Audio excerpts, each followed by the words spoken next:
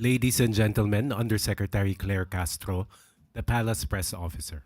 Magandang araw, Malacanang Press Corps. Pangakong accessible internet, tinupad ni Pangulong Marcos Jr. Upang masigurong walang maiwan sa digital world, muling nagbalik si Pangulong Ferdinand R. Marcos Jr. sa Tacloban City ngayong araw upang tuparin ang pangakong pagbutihin ng internet access sa Eastern Visayas, lalo na sa mga geographically isolated and disadvantaged areas sa rehiyon. Sa isang Regional Development Council meeting ni Pangulong Ferdinand Marcos Jr., noong Marso, ipinangako ng Pangulo ang maayos na internet access sa rehiyon na kabilang sa efforts ng gobyerno na palawakin ang reliable connectivity doon. Bilang pagtupad sa kanyang pangako, ngayong araw, pinasinayanan ni Pangulong Marcos Jr. ang Phase 2 and 3 ng National Fiber Backbone na nagsisilbing tulay ng impormasyon at government services. Dahil dito, halos 1,781 kilometro ang inilatag para sa bagong fiber network na ito. Ang Phase 1 ng programa ay una nang inilunsad noong nakaraang taon.